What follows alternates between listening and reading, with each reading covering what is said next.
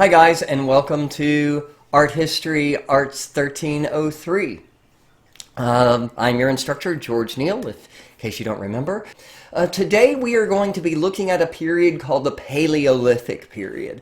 The Paleolithic is a period that lasts a very long time, but it really ends around 10,000 BC or so.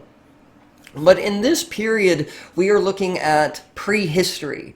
And prehistory, of course, means that nothing is written down yet because there are no written languages. Everything is communicated orally. Even before we were making written language, we were recording our human experiences through images. And that's what we're going to be looking at primarily today. But we don't really see art.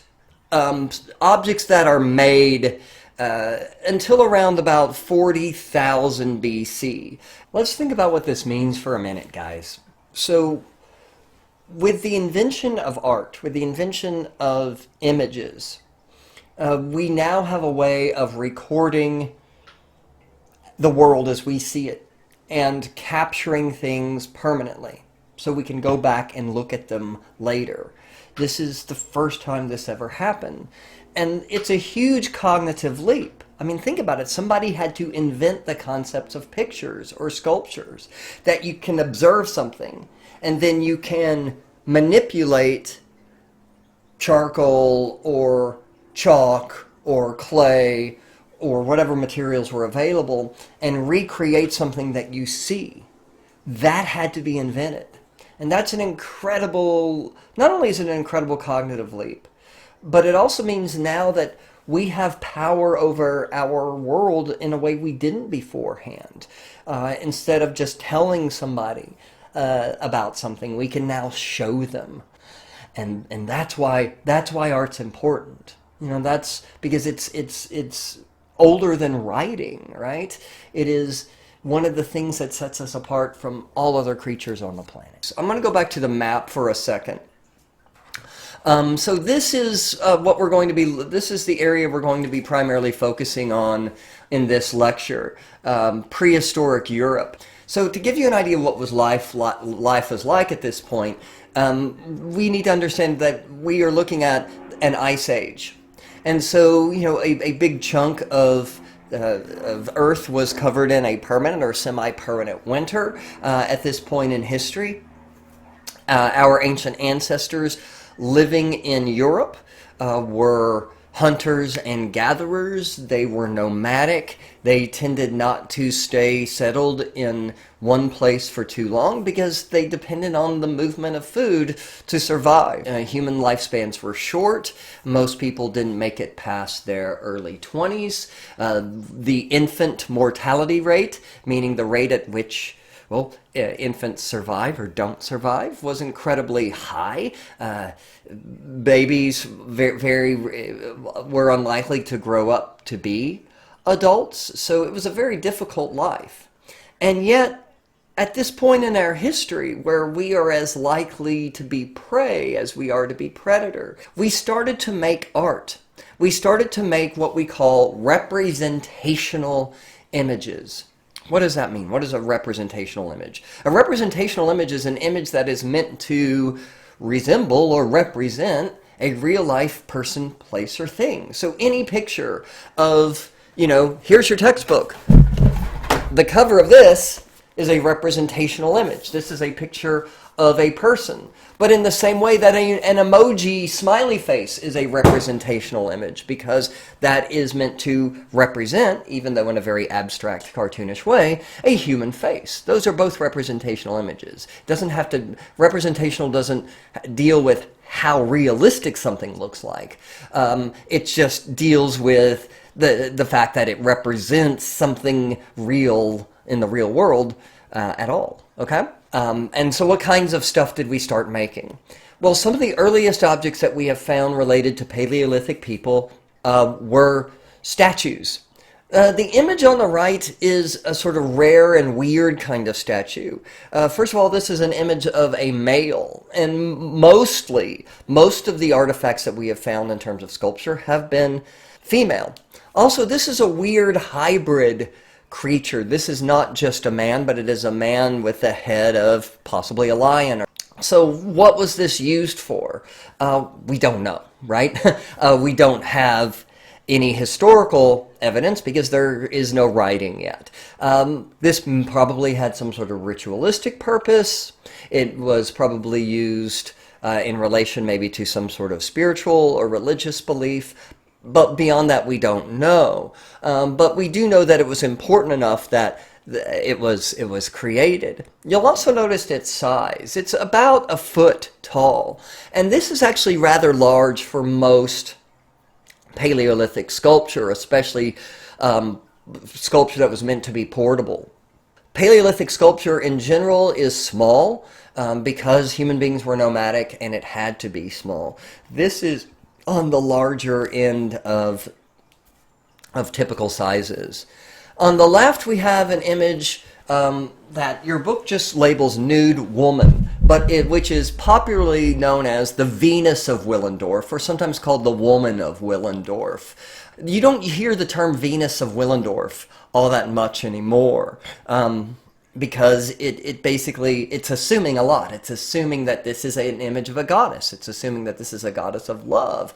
We don't know any of that. So the best thing is just to call her Nude Woman or the Woman of Willendorf. But she's incredibly important because when she was discovered in the early 20th century in Austria, in Europe, along the banks of the Danube River, she was the oldest sculpture at that point ever found. And she, in many ways, represents something that's very common in Paleolithic sculpture. It's an image of a woman, it's an image of a nude woman, and it's an image that emphasizes the parts of her anatomy, her physiology, that relate exclusively to childbirth or child rearing. So we can see that she has this large belly, breast, and her genitals are prominent. This tells us, that she was probably some sort of fertility figure, but how she was used, we don't know. We also know that other parts of her body that don't relate to fertility are either, almost they're not there at all, like her feet, or they're greatly reduced, like her thin little arms here, or they're, like her feet, they're completely absent, like her face. There's lots of theories about why. One theory is that since this is a fertility figure, the parts of her body dealing with reproduction are exaggerated, and the parts that don't deal with that are almost ignored or reduced. There's another theory that this was created by a woman looking downwards, and so she doesn't have a face and she doesn't have feet because that's not what she sees. We can take a fairly educated guess that this is some sort of fertility figure. Now, how was it used? Once again, we don't know. It could have been maybe used, when mom and dad cavemen go to bed at night and kept under the pillow to maybe ensure fertility, or maybe it was used as in some sort of ritual regarding fertility. Once again, we don't know. What we do know is that this, or what we can take a good guess about, is this is what is called a fetish. Now, let's not use, that's a word that has a very different meaning when it's used commonly today. Fetish, of course, means some sort of source of sort of sexual focus, right? Usually an object or an act. But in this case, when we use the term fetish, we're using the anthropological term that means an object that is meant to have some sort of special ability or power. Think of like a good luck charm. If you have like a lucky coin or something like that, a lucky guitar pick, whatever it is, then that's a fetish. I wouldn't walk around telling people that because they'll give you weird looks because of the meaning of the word today, but this is, in the anthropological sense, probably a kind of fetish meant to ensure fertility. What we do know about this image, that is anywhere between 25,000 to 28,000 from BC and its creation, is that it was not the only one. In fact, there are similar objects that were found all over Europe, as far away as modern-day Russia, all the way to parts of northern Africa and throughout Europe. And over a wide period of time, There are figures that are older than the woman of Willendorf. In fact, the woman of Hohlfels in Germany is thought to be created around 40,000 BC, and then there's other objects that were created as recently as 12 or 13,000 BCE. So these were made over literally tens of thousands of years in time. These were created over a large geographical area. But she was probably utilized through many different cultures who spoke many different languages and maybe practiced very different sorts of religious and spiritual practices. On the left is another image, but much larger than the ones we have seen. This is what is known as a relief sculpture. What is a relief sculpture? A relief sculpture is a sculpture carved onto a surface and either projects or is recessed into that flat surface. This is an image of a woman with a horn. You'll notice that we have the same exaggerated features as we saw in the others, and the big difference here is a horn. This was from a cave, or outside of a cave in Lasko, France. And the horn itself is probably also a symbol of fertility, but instead of female fertility like we saw earlier, this is a symbol of male fertility. You're going to see that images of bulls are often used as a symbol for male fertility and often male power in ancient art. And part of this is because of the horns and the shape of the horns, which strongly represent a phallus, the male genitals, and kind of representing male power and fertility. And so this is, of course, often interpreted as a fertility symbol. Let's look at some images of bulls, or bison in this case, which are related. These are rather large sculptures.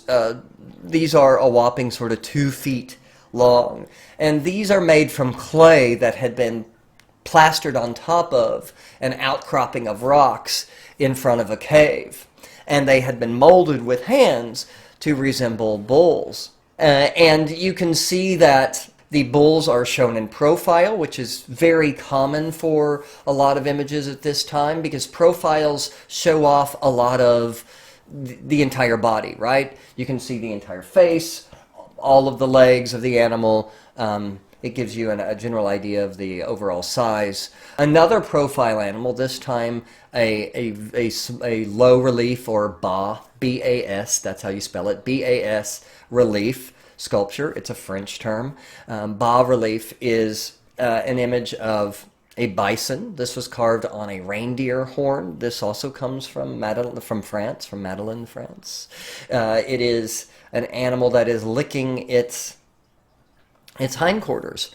So this is actually a really, I think this is a fascinating image, because the artist has taken the shape of the rock and really probably not done a lot to it, except for carving this head on it. And he carved the head sort of turning in on itself to conform to the shape of the rock. It's very clever, isn't it?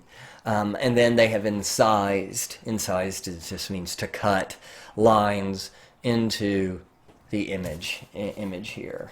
All right, so let's look at some cave art.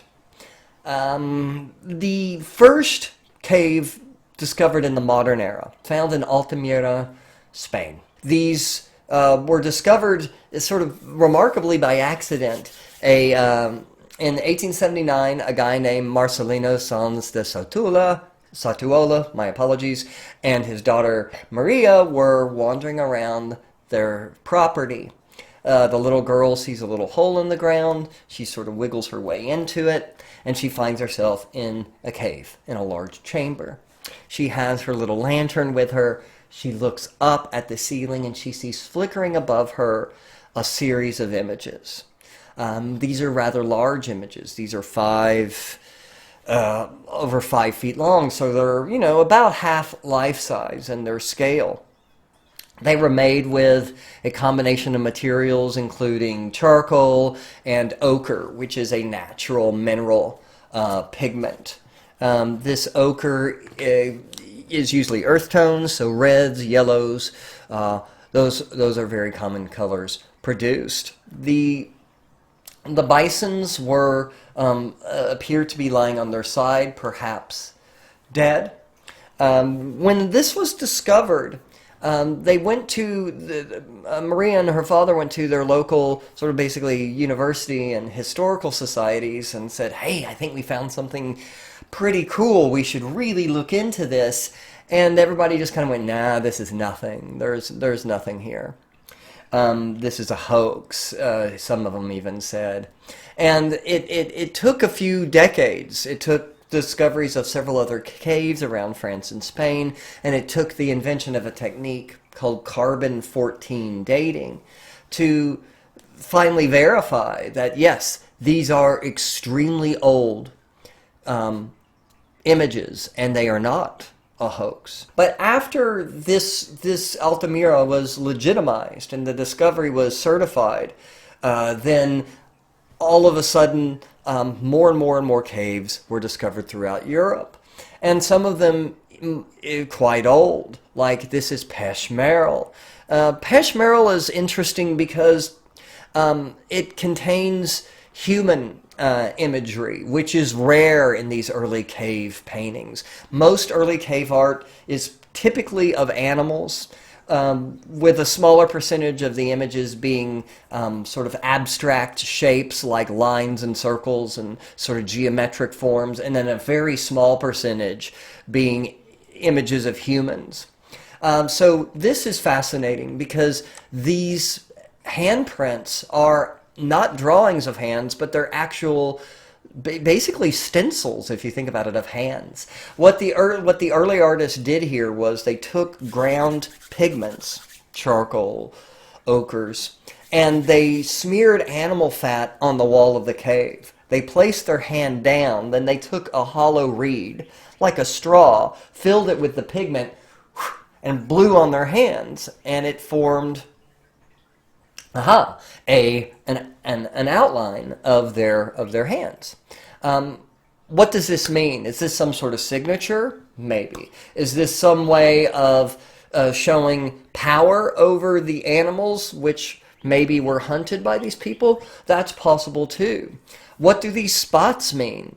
We don't know. There's still so much we don't know about these images. Lasko is one of the largest cave systems. This is called the Hall of Bulls. Lasko is also one of the younger caves, relatively. So these are, from 16 to 14,000 BCE. So this is almost half the age of Peshmerel, which we just saw.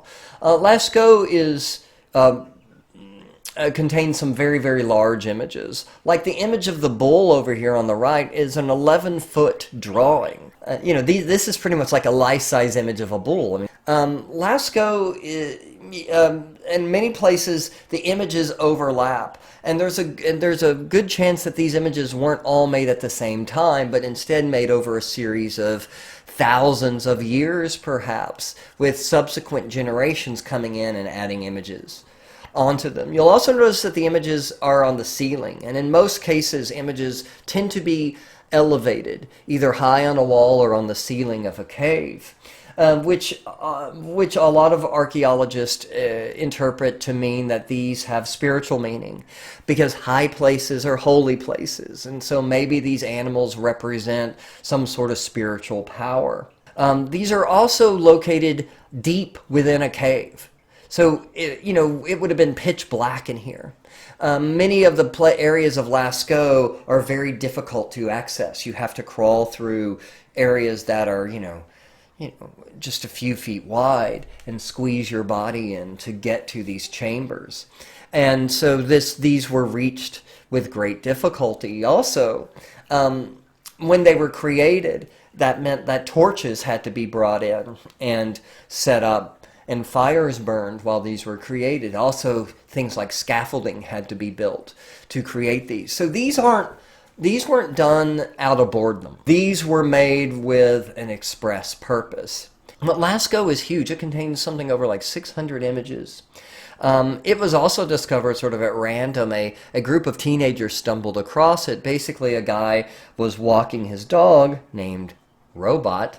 And Robot, being a bad boy, fell in a hole. And so this guy came back with his friends to rescue Robot the dog and made a tremendous discovery of Lasko. But Lasko is filled with different kinds of animals: bison, reindeer, various kinds of large felines, lions, just sort of this kind of hodgepodge of different animals that go deep, deep, deep into this cave system, almost a mile deep in areas. I think one of the most fascinating images from Lasko is this image that's often referred to as a Chinese horse, because it kind of looks like art from ancient China. Although, once again, keep in mind, we are 10,000 years away from China even being a thing. So these names often are misleading, like the Venus or Chinese, because Venus and China weren't invented yet. Above the horse, you will see what we call a glyph, basically just a drawing, an abstract sort of shape of lines and geometric squares. What it means, we don't know. It probably has some sort of significance. Is it a symbol for this horse? Perhaps it has 4 legs or 4 glyphs coming out of it. It's possible, but ultimately we don't know. You can see an image of arrows being thrown at it, so this is possibly an animal that was hunted. But not all of the animals at Lasko and these other caves were hunted. Some of them weren't hunted at all, because the kinds of weapons we had at the time weren't good enough to hunt certain kinds of animals, very powerful animals. We tended to hunt really big, slow things or really small things. And you never see like small animals in these caves. You'll never see like bunny rabbits or squirrels or insects. Even those were certainly animals that we consumed and ate. Not all of the images on these caves were necessarily food source animals, although some of them were. But they are all powerful animals, which is another reason why we often think that these have some sort of spiritual meaning. They represent some sort of primal forces. This is also from Lasko. This is a rare image of a human being. And like our figure that we saw earlier, our sculpture, this is a hybrid creature, but instead of the head of a cat, feline, we're seeing a head of a bird. This is obviously a male figure, so we could also maybe be dealing with the concept of fertility here. We see an image of a bison over here and a rhino on the other side, 2 powerful animals who have horns. Once again, there's the concept here of male fertility. We see, the male genitals being kind of highlighted here, and then this concept of this bull. If you look closely at the bull, you'll see that its intestines are hanging out from its guts. So that this is an animal that's being hunted. Is this an animal that is being consumed, or is this an animal that's going to be sacrificed in a ritual, perhaps a fertility ritual? We don't know. You'll also notice that there is a staff with a bird carved on top of it next to this person. So are we looking at maybe some sort of shaman? A shaman is a kind of a spiritual leader or practitioner? Or are we looking at some sort of shaman or priest figure who is performing maybe a kind of fertility ritual? Perhaps. Once again, we don't know. But what we do know is that these were really important. Otherwise, human beings would not have gone to the trouble of doing this. Once again, we're looking at rather large scale. This is a 3-foot image of a bison. So images of power, images of fertility, images that emphasize the male fertility. The image on the right is from Chauvet. This is a perfect example of what I was talking about, of how some of the images overlap. We're looking at animals that were created over tens of thousands of years apart from each other for whatever purpose. There's the idea that maybe the actual drawing of these animals in itself was a part of the ceremony. By creating an image, you can control it. I want to talk about two important concepts in the way art represents a real life thing, in this case, an animal. So we're dealing with, if you notice on the image on the left, this is from Chauvet. And Chauvet's very old. Those are around 30,000 BCE when those were created. The image on the right is Lasko, and this is one of the later caves.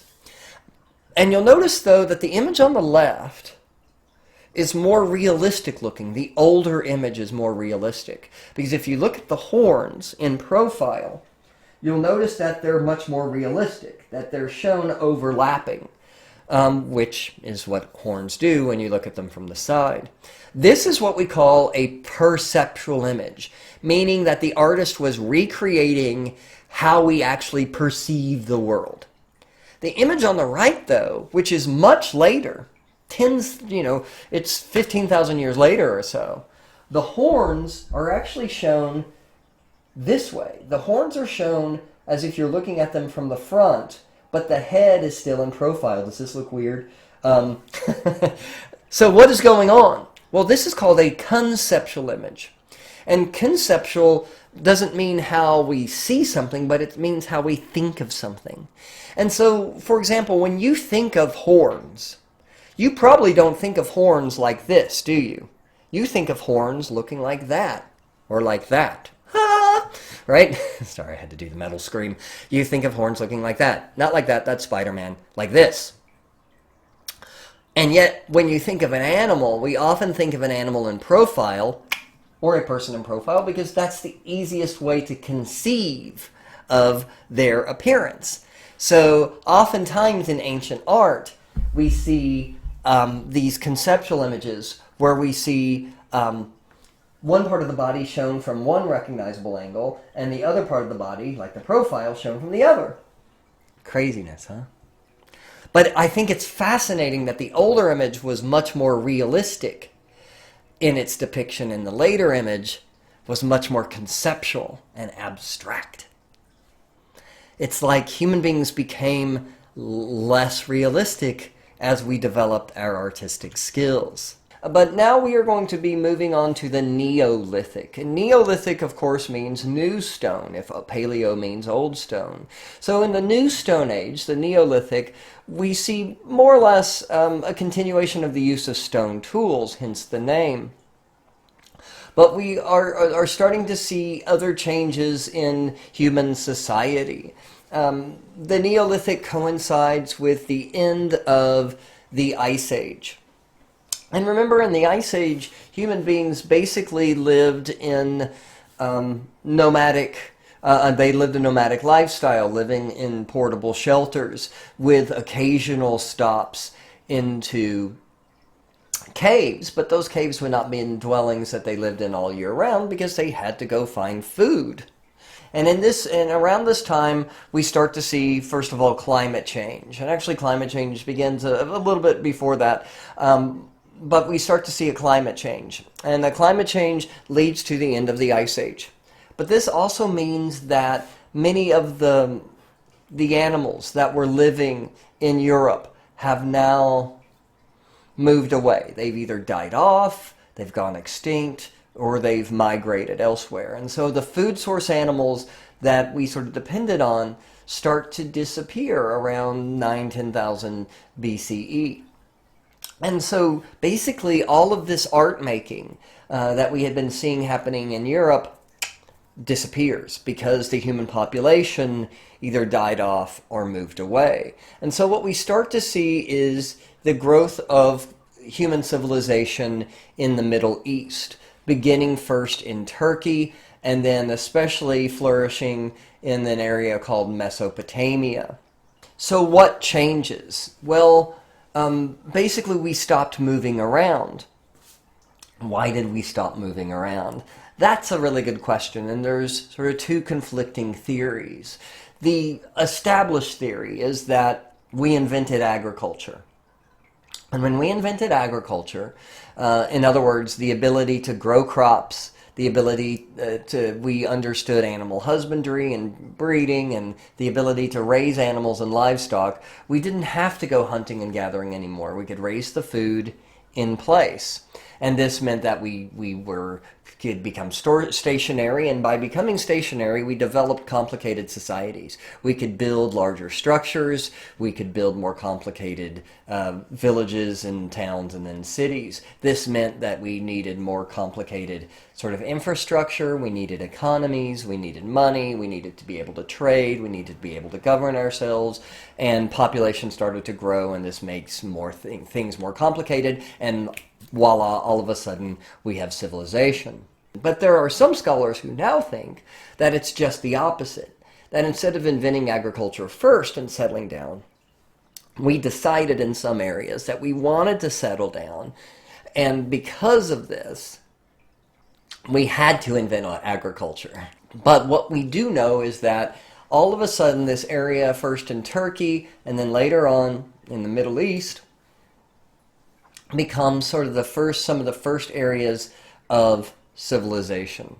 So let's look now at a place called Çatalhöyük in Turkey. Çatalhöyük is a fascinating place to me. It was built around 6700 BCE. And like many of these older cities, it has many different layers, and it was built up over time. So I'm in many ways oversimplifying these things. If you want to find out more, Google away, go ahead. Unfortunately, we can't cover every one of these in depth. But Çatalhöyük is fascinating for many reasons, partially how it was built. It is a city without streets. Every building butts up against every other building, and the only way to access the interiors of the building are through the roofs. So this meant that people often would live on the roofs. We know they cooked on the roofs. There were stoves and ovens built on the roofs. People often spent a lot of their time up here. So why would you build a city like this? Well, the simple answer is protection. It keeps people out. If you don't have doors, you can't break down a door, right? And it also gives you a vantage point of seeing your enemies. So it's for protective purposes.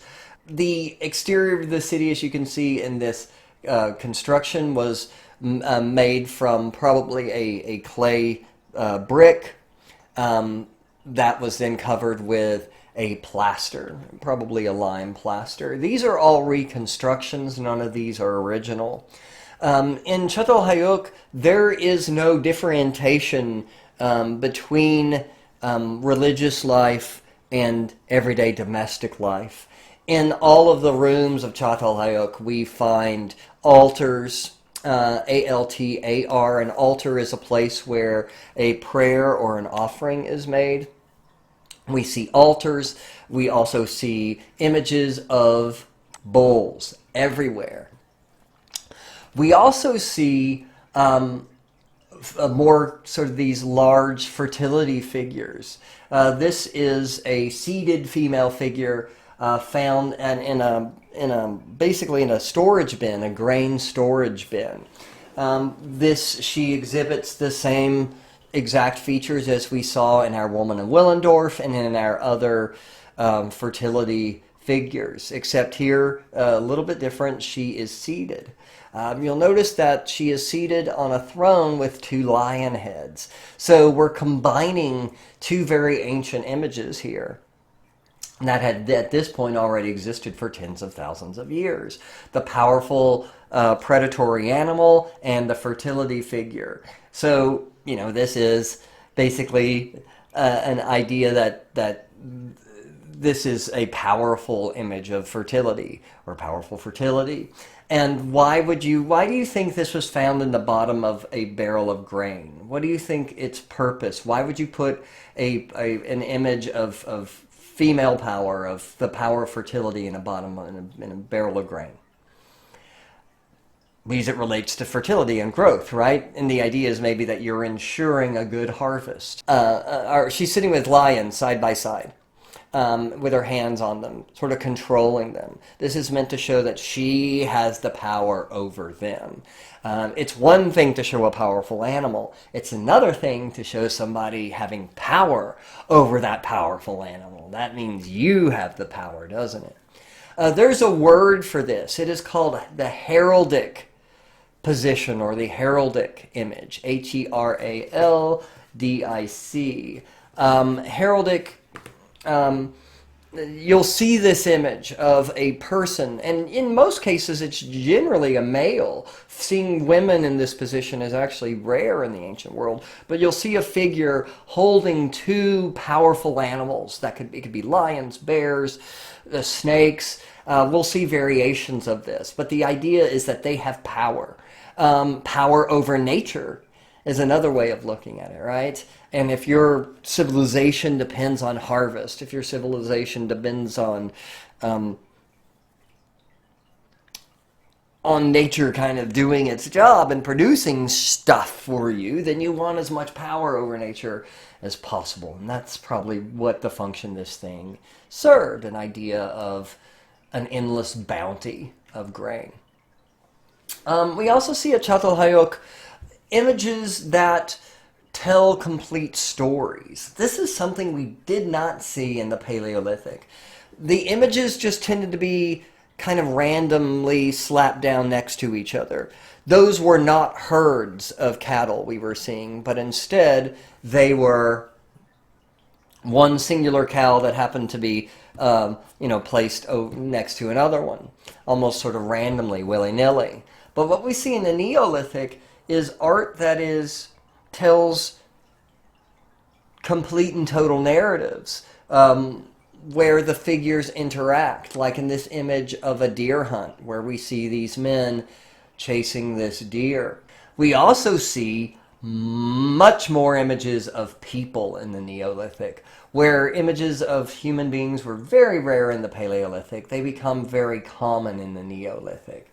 Çatalhöyük is fascinating also because it has arguably the first landscape painting. This is a conceptual image, though, of landscape. In the far background, we see an image of a volcano with smoke emerging from the volcano. And then in front of it, we see the city of Çatalhöyük.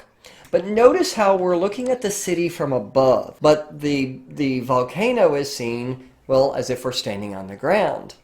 And this is conceptual. If you live in a city and you spend most of your time above it, looking down upon it, you think of your city from above, just like it's been pictured here. But if you see a mountain from a distance, you think of mountains, or volcanoes in this case, I should say, as being seen from, well, kind of eye level, right? But the city and the volcano are shown from two different perspectives because that's how they're thought of, right? Not how it would really, really look. Let's move away from the Middle East very quickly, and we're going to go back to Europe for a while, but much, much later. One of the most impressive is called Newgrange in modern-day Ireland. Newgrange contains a large, as you can see, what is known as a passage grave, a grave which you reach by a tomb which you reach through a long passage. Inside, though, this mound is a chamber that is made from a technique called corbelling. Corbelling is when you stack rocks on top of each other, or really sort of any sort of masonry. But it's cantilevered, meaning that it overhangs. But because of the way the rocks are balanced, they don't fall, because it has to deal with where the center of gravity is. And you can stack these rocks or stones in a way, these flat stones, that they form a kind of an arch or a dome, and they can support the weight of this mound. So let's talk about a mound, because mounds are something we're going to see a lot of in ancient art. And when I say mounds, I mean mounds and other things like mounds. We're going to see structures called ziggurats, we're going to see pyramids in Egypt, but basically we're going to see architecture that represents a sort of mountain or a hill kind of form. And we need to ask ourselves, why? Why mountains? Why hills? And we've already touched on this a little bit when we were looking at the art of the Paleolithic caves.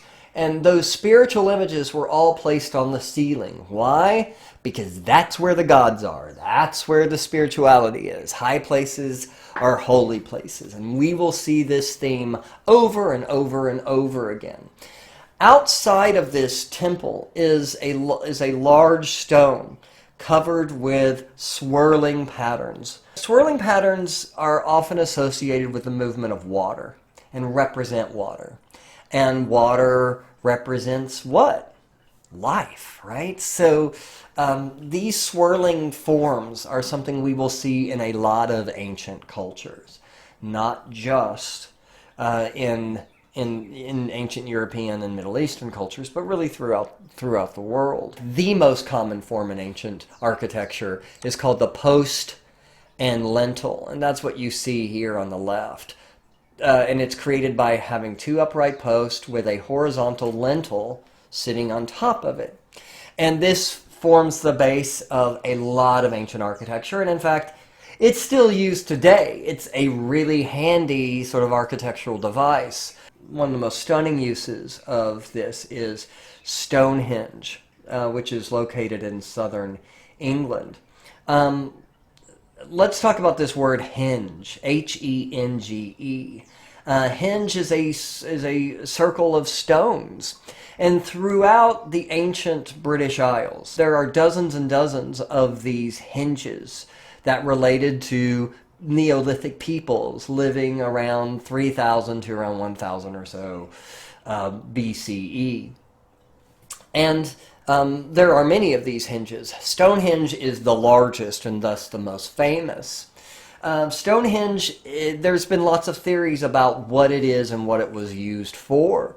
It was originally a grave site. In fact, around Stonehenge is a series of around 70 holes that contain cremations. So it was originally a burial mound. And the original henge was not made from stone, but was made from wood. And there's still traces of that wood in the ground. But as the societies developed, the henge was built of more permanent materials. Some of these stones weigh, 10 to 20 tons. They're massive stones. These large stones are known as megaliths. And they had to be quarried in far-off locations and then hauled from those far-off locations to Salisbury Plain, where they are in southern England.